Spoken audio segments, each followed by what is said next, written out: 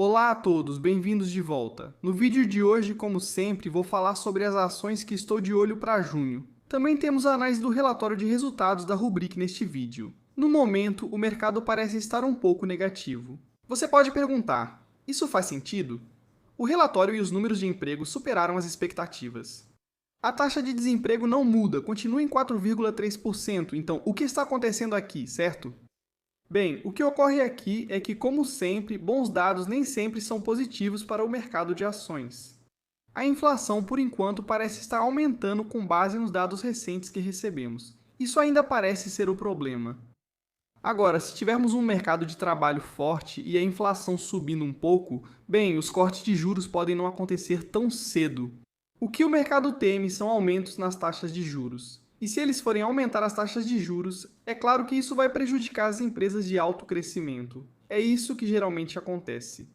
E é basicamente isso que o mercado está sentindo agora. Por isso, se olharmos para o mapa de calor, se estivermos olhando para o mapa de calor agora, podemos ver muito vermelho. Mas, novamente, assim como eu acho que foi ontem, também tivemos muito vermelho em todos os setores, especialmente quando olhamos para as empresas de alto crescimento, IA, chips, semicondutores, o que você quiser. Os nomes que basicamente subiram bastante no acumulado do ano, certo? Porque todos esses nomes ainda estão indo muito bem, certo?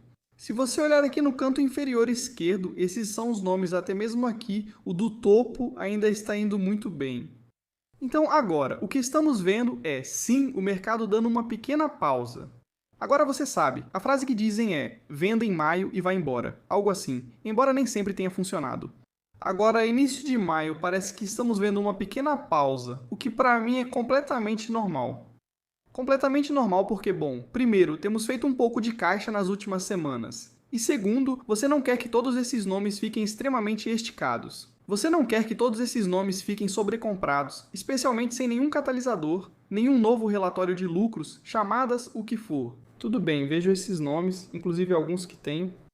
Esse é um dos motivos pelos quais estamos tendo um desempenho melhor este ano. Mas isso está tudo bem para mim, porque eu gostaria de possuir mais dessas empresas, mas a preços mais baixos, em uma avaliação que faça sentido.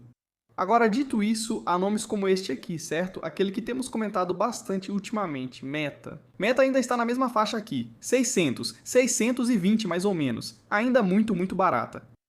Eu realmente acho que é uma grande oportunidade. Sim, ainda é um nome que vou continuar acumulando porque o risco-retorno aqui faz muito sentido. Agora, só porque estou fazendo este vídeo agora, não significa que todo mundo deva comprar todas as ações só porque tivemos 1 ou 2 dias de queda. Não, o mercado está dando uma pausa. Podemos cair um pouco mais. Podemos encontrar suporte em breve nesses nomes. Vamos ver. Nunca se sinta pressionado a entrar nesses nomes só por causa de um dia de queda, achando que é hora de comprar na baixa. É um dia de queda quando nos últimos 30 dias as ações vêm subindo forte. Acho que isso não é exatamente o que chamamos de comprar na baixa. Mas tudo bem, cada um faz o que acha melhor para sua carteira. Agora, uma empresa que venho acompanhando mais recentemente, a gente falou sobre isso, acho que na semana passada ou quase 2 semanas atrás, o Reddit. Falamos sobre o Reddit, Shopify e Axon. Eu já tenho Axon na minha carteira agora. Mas o Reddit é uma daquelas que sim, desde então as ações subiram um pouco. Tudo bem, não me importo. Ainda é uma empresa de apenas 33,3 bilhões de dólares com um PL passado de 49,4 vezes e um PL futuro de 30,6 vezes, mas é uma empresa que está crescendo muito rápido enquanto se torna cada vez mais lucrativa. Agora, a questão com o Reddit é a seguinte, tudo bem, você pode odiar. Eu não sou o maior fã da plataforma, ou talvez deva dizer das pessoas que estão na plataforma. Certos fóruns lá são completamente malucos, como dizem em espanhol. Mas tudo bem, se olharmos puramente como negócio, é um negócio muito bom. Não é só mídia social ou publicidade, mas se você olhar do ponto de vista da IA, e na verdade mais recentemente, tivemos uma conferência de analistas e o CEO esteve lá, então podemos ver o que ele disse. E ele fala sobre, bom, primeiro de tudo, ele fala sobre o enorme crescimento que a empresa teve, certo? Crescimento de receita, 70% ano após ano nos últimos 2 anos, margem bruta de 90%, lucratividade, atualmente lucrativa segundo os padrões GAAP, etc. Mas aí ele fala sobre o paradoxo da IA. Então o Reddit se vê como um componente essencial do ecossistema moderno de IA, observando que nenhum LLM no mundo foi treinado sem dados do Reddit. A empresa está ativamente posicionando seus dados como um recurso fundamental para pré-treinamento, pós-treinamento e grounding, enquanto garante capturar todo o valor dessa contribuição. o que significa que sempre que eles renegociarem acordos de licenciamento com os grandes players de LLM, bem, o preço pode mudar, e isso pode beneficiar cada vez mais o Reddit. Eu não acho que o mercado está precificando isso totalmente. E claro, novamente, esta é apenas uma empresa avaliada em 33,3 bilhões de dólares. Isso pode virar uma empresa de 100 bilhões de dólares no futuro? Acho que sim. Agora, a empresa está mudando de uma página inicial única para um feed personalizado com aprendizado de máquina. Essa mudança tem como objetivo reduzir a fricção para novos usuários e aumentar a frequência de visitas, visando especificamente converter usuários que acessam uma vez por semana em usuários que acessam 7 dias por semana. O Reddit está transformando seu produto de busca, que já alcançou 15 milhões de usuários, em uma experiência baseada em LLM. A empresa começou a integrar links de produtos comerciais nos resultados de busca e planeja introduzir publicidade formal dentro da experiência de busca para capitalizar as consultas de usuários com alta intenção. Claro, quando você tem consultas de usuários com alta intenção, é mais fácil cobrar mais, certo? Porque se eu estou, digamos, olhando para um novo, sei lá, algum fone de ouvido novo ou algo assim, vale a pena? Eu tenho a versão anterior, devo fazer o upgrade para o novo? Minha intenção aqui já é talvez comprar um produto novo. E então, se essa é a minha intenção, é claro que os anunciantes sabem disso, eles estão dispostos a pagar mais, porque há uma chance maior de eu me converter em um comprador de fato.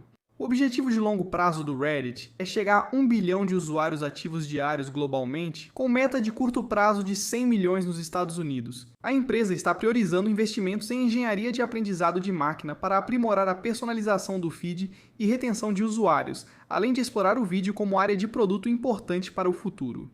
A administração segue uma estratégia financeira disciplinada para aumentar a receita o dobro dos custos, enquanto aprimora fusões e aquisições para atrair talentos e tecnologia. A empresa seguirá priorizando a recompra de ações como opção secundária de alocação de capital quando houver oportunidades no mercado. Acho que o Reddit é uma empresa barata, um bom negócio atualmente e está crescendo muito rápido. Há, claro, um fluxo de caixa descontado disponível para todos. Há um link na descrição e no comentário fixado. É gratuito para usar. Lá tem Reddit, Meta, Meli, Nvidia, Amazon, o que você quiser, tudo de graça. É só copiar a planilha e depois brincar com ela. O cenário pessimista aqui é se nada der certo, se as taxas de crescimento não aparecerem, etc, etc. Cenário pessimista, 82,5, base 206, otimista 335,5 dólares, o que representa uma valorização de 88,5% em relação ao preço atual, enquanto o cenário base representa cerca de 16% de valorização. E eu nem dei tanta ênfase se os novos acordos de licenciamento vão aumentar, sei lá, 100% ou algo assim. Na minha opinião, ainda é realista. Apesar de já haver muito crescimento previsto, é uma empresa de alto crescimento. Então, o Reddit definitivamente é uma daquelas empresas que eu ainda estou observando agora. Passando rapidamente para o mais óbvio aqui, que é claro, a Meta. Agora você pode perguntar, por que não focar só na Meta ao invés de talvez adicionar também o Reddit? Bom, faz muito sentido. Muito boa observação. O Reddit talvez seja uma tese mais à parte também. Mas a Meta, na minha opinião, mesmo desse tamanho, a avaliação não faz sentido para mim. Já falamos sobre isso, então não vou repetir. Acho que isso vai acontecer mais cedo do que tarde, quando o mercado perceber que eles realmente podem monetizar a IA de várias formas. Estamos começando a ver isso agora com alguns produtos e serviços de assinatura. Acho que é só uma questão de tempo até eles começarem a mostrar isso nos relatórios de resultados. E então o mercado vai pensar, na verdade, talvez negociar a um P/L futuro de 17,7 vezes agora não faça tanto sentido assim. Até mesmo o PL passado, 22,2 vezes certo. Sim, o Capex está aumentando. Sim, o fluxo de caixa livre está caindo drasticamente por enquanto. Mas estamos falando aqui que, de acordo com Jensen, ninguém usa IA melhor do que a Meta. Então sim, ao olhar para essa empresa, vejo essa avaliação como bastante realista. Você pode perguntar, como isso é realista se o cenário base prevê quase 50% de valorização? Bem, é isso. Essa é a grande desconexão aqui. O cenário base representa quase 50% de valorização. O cenário otimista tem uma valorização de 90,3%. É aí que as coisas realmente começam a acelerar na direção certa. Mas sim, eu realmente sinto que a Meta tem essa enorme desconexão. Eu vou continuar comprando esse nome. Mesmo que a ação não se mova agora, tudo bem pra mim, porque eventualmente ela vai se mover e vai se mover muito rápido. Agora, antes de passar para o próximo, e sim, você pode perguntar: bom, o que a Alphabet está fazendo aí, perto das máximas históricas? Eu vou explicar em um instante. Antes de continuar, se você gosta desse tipo de vídeo, você já sabe o que fazer. Aperte todos os botões. A gente realmente agradece. Se quiser me apoiar ainda mais, dá uma olhada no link aí na descrição. E no comentário fixado para as 10 melhores ações para comprar agora. Ou acesse full.com/couchinvestor. Muito obrigado. Então, Google Alphabet. Como pode ver, esse nome também foi alvo de críticas no ano passado, assim como a Meta agora. E adivinha, subiu 118% em 12 meses, também estava muito barato no ano passado, enquanto o negócio ia bem. Ok, é geralmente nesse momento que acontece a desconexão e é quando bons investidores começam a aproveitar isso agora mesmo. É quase a maior empresa do planeta, 4,45 trilhões de dólares com um PL dos últimos 12 meses de 28 vezes, e o PL futuro também está bem próximo disso. Então você pode dizer, e agora como pode ver, sim, não estamos tão longe das máximas históricas, na verdade estamos bem próximos, cerca de 8,8%. Então você pensa, ok, por que ainda considerar o Google agora? Você já possui esse ativo, então por que olhar para ele? Bem, a questão aqui é que eu estou olhando para o mercado agora. E se a gente for ter, digamos, uma correção maior, uma queda maior, então sim, eu acho que o Google ainda vai estar no topo da minha lista de compras, apesar do preço agora estar bem próximo do cenário base. Por que isso? Porque eu realmente acho que o Google vai ser o maior ou um dos maiores vencedores de toda essa história de IA. Eu acho que o que eles mostraram nos últimos meses e trimestres, na verdade, me diz que vai ser muito difícil para outras empresas competirem com uma empresa como o Google. Então, se, digamos, daqui a um ano e meio, a gente tiver uma grande queda, talvez, não sei, só estou especulando, mas teremos uma grande queda onde empresas sem lucro ou ecossistema forte serão esmagadas e podem quebrar. Eu sei com quase absoluta certeza que o Google não vai sofrer o mesmo destino. Eu sei que o Google provavelmente vai juntar os pedaços e se tornar ainda maior. O Google recentemente levantou cerca de 85 bilhões de dólares, quase como se tivesse aberto o capital novamente, né? Na verdade, é maior que o IPO da SpaceX na próxima semana, que deve levantar cerca de 75 bilhões de dólares. Você pode perguntar por que estão diluindo, mas é só cerca de 2%. Diluição aproximada? Eles realmente não se importam. Na verdade, isso mostra para o mercado, ou talvez para os outros players, que talvez você devesse estar fazendo o mesmo, certo? Porque assim evitam dívidas, mantendo o saldo de caixa, certo? O perfil da empresa segue intacto e super saudável. Por que não fazer isso? Isso demonstra força e mostra aos concorrentes. Vejam o que conseguimos. Vocês não fazem o que fazemos. Somos os melhores, poderosos e extremamente lucrativos. E sim, em todo esse espaço de IA, eu gostaria de possuir mais dessas empresas extremamente poderosas que são quase impossíveis de ser desbancadas. E como eu disse, agora o preço sim, o preço está muito próximo do cenário base, mas o cenário otimista ainda representa uma valorização de 27%, o cenário pessimista cerca de 22,3% ou algo assim. Então é isso, Google. Se a gente voltar a cair, talvez 350, talvez, quem sabe? Talvez a gente receba um grande presente e volte para 300 dólares, aí sim, eu vou comprar mais. Mas por enquanto não me incomodo que esteja próximo do valor justo com base no cenário base. Indo para uma empresa que parece ter sido completamente esquecida agora que o drama da aquisição da Warner Bros. Ficou para trás, e essa empresa é a Netflix. Eu sei, é meio louco, né? A Netflix está de novo em 81 dólares por ação. Em termos de avaliação, para mim é muito atraente para uma empresa que eu não acho que vai ser desbancada. Acredito que a IA vai ajudar a empresa a ficar mais forte, crescer mais rápido e ser mais lucrativa. Sim, uma empresa de 342 bilhões de dólares não é pequena. Mas se você olhar para a avaliação, também não é a pior avaliação. Não é cara, não é a mais barata que já vimos, mas definitivamente não é cara. E ainda se espera que eles cresçam muito bem nos próximos anos. Essa empresa pode ser analisada quanto à sua velocidade de crescimento nos próximos anos. Em termos de receita, espera-se que seja cerca de 13% para este ano fiscal, 13,7% depois, 11,6% e então 10,2%. Acho que eles podem crescer mais rápido. Em termos de receita, se olharmos para o fluxo de caixa livre, o fluxo de caixa livre para este ano fiscal deve crescer 39,1% depois apenas. 8,2%, mas aí volta a uma normalização, mais próximo de 19% no ano fiscal de 28.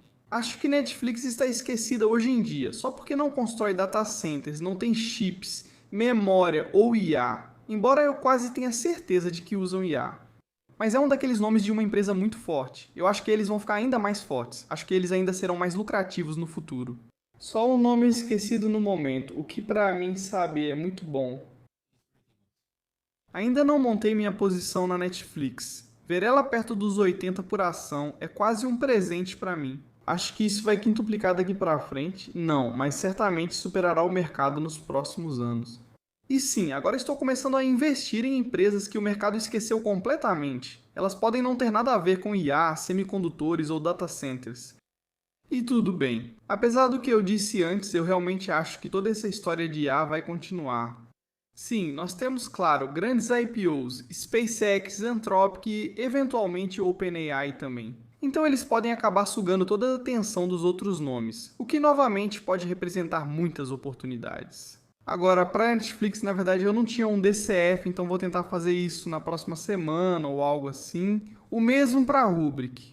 Vou falar sobre a Rubrik novamente em breve, porque adivinha, a Sophie voltou para perto de 16 por ação. Recebi um comentário perguntando se deveria comprar. Eu tinha SoFi acima de 20 e a ação estava mais próxima de 18 dólares ou algo assim. Ou eu não entendi muito bem a pergunta, mas adivinha. Se você queria comprar SoFi acima de 20, agora pode comprá-la de volta por menos de 17. Nos últimos 12 meses ainda subiu 18,3%, mas claro, no acumulado do ano caiu 41,1%. Não vou perder muito tempo aqui. Ainda considero essa empresa muito subvalorizada. O perfil de risco e retorno talvez seja dos melhores. Se você olhar para o cenário pessimista, é apenas 4,3% de queda. No cenário base, 55,9% de alta. E no cenário otimista, 125,5% de alta. Embora no cenário otimista, isso provavelmente não aconteça se as taxas de juros aumentarem. Mas o cenário base eu acho que ainda é extremamente realista, 25 dólares por ação. Então, Sophie, sim, eu sei que as pessoas não gostam porque, bem, parece que você está comprando ações a esses preços todo mês e elas não se movem, custo de oportunidade e assim por diante, etc. Ok, ponto justo. Se você não quiser comprar, não compre, porque sim, isso não tem nada a ver novamente com data centers, memória de IA, etc. E o mercado está claramente favorecendo esses nomes e não com nomes como Sophie ou muitos outros nomes de fintech por aí. Mas eventualmente vai acontecer. Indo para a Rubrik. Agora a Rubrik divulgou os resultados ontem após o fechamento do mercado. Você pode pensar, provavelmente foi um trimestre ruim, certo? Porque as ações caíram 5%. Bem, não, na verdade foi um trimestre excelente. Superou as expectativas e a projeção foi elevada. Então, por que as ações caíram 5%? Bem, como você viu, todas as empresas de crescimento sofreram hoje. Além disso, como você pode ver aqui, desde o início de abril, as ações subiram quase 90% e agora sim estamos passando por uma pequena queda aqui de cerca de 7%. Então, antes do relatório, provavelmente o mercado já tinha precificado boa parte dos resultados e talvez até mesmo o aumento. Mas para mim, se voltarmos novamente para 70 dólares, ou talvez até menos, isso vai ser uma oportunidade de compra para mim de novo. Esta empresa vale quase 15 bilhões de dólares, e como você sabe, empresas de cibersegurança não estão entre as mais baratas do mercado. Mas esta é uma que está crescendo muito rápido, tanto na receita quanto no lucro, embora o lucro ainda não seja tão expressivo. Fluxo de caixa livre, sim. Isso me leva ao relatório de resultados. A receita aumentou 39% em relação ao ano anterior, superando a estimativa e a orientação de receita em 5,8%. Crescimento de 43% na receita, excluindo materiais, certo? Houve uma grande mudança entre este ano e o que a Rubrik era, ou o estilo de relatório anterior. Isso se compara a um crescimento esperado de 36,5% com retenção líquida de receita de 120%.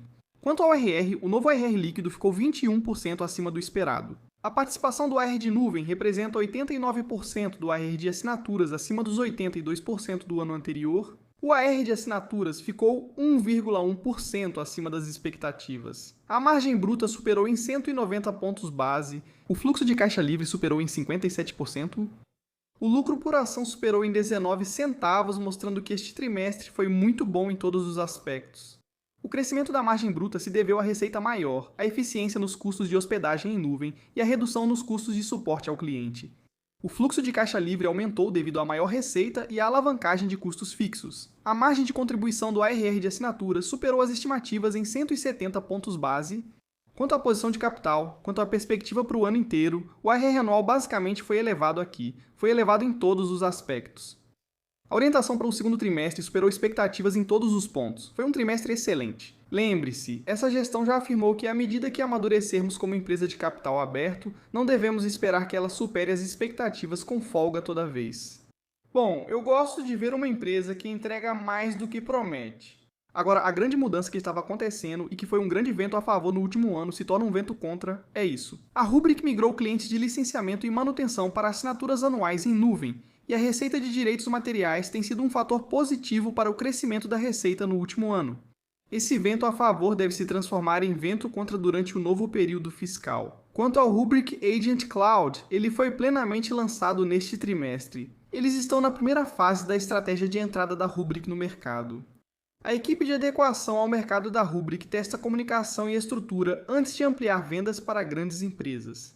O Agent Cloud da Rubrik já conquistou uma grande empresa de serviços financeiros neste trimestre. Quanto à resiliência de identidade, eles registraram um crescimento sequencial de ARR de 38%. O ARR de identidade ultrapassou 50 milhões de dólares cerca de um ano após o lançamento. A plataforma Rubrik Security Cloud tem sua força ligada ao crescimento de dados em diferentes ambientes. A Rubrik afirma que pode lidar com todos os tipos de dados em qualquer ambiente. A empresa registrou mais 2 grandes substituições competitivas durante o trimestre. Sobre novos produtos, o backup incluiu 2 do Google Workspace, a recuperação de negócios chegou para clientes Microsoft 365 e a resiliência de dados estreou no Azure e GitHub DevOps. Eles também falaram sobre o mitos da Anthropic e disseram que desde o anúncio viram um aumento na demanda dos clientes pelos produtos e serviços da Rubrik. Então, no geral, o que obtivemos? Tivemos um trimestre excelente por parte dessa empresa, orientação muito boa, comentários bons também. Sim, novamente, não é barato sendo negociada cerca de 50 vezes a projeção atualizada de fluxo de caixa livre para este ano. Claro, vai haver bastante revisões por parte dos analistas com base nesse trimestre e na perspectiva revisada para cima que recebemos.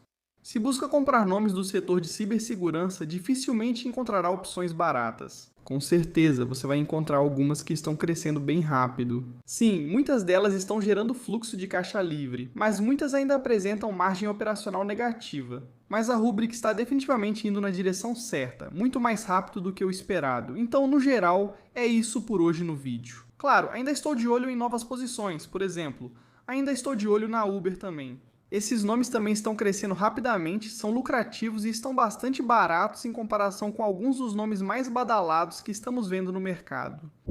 Quais nomes você está de olho no mês de junho? Me conte aí nos comentários abaixo e a gente se vê no próximo vídeo. Tchau!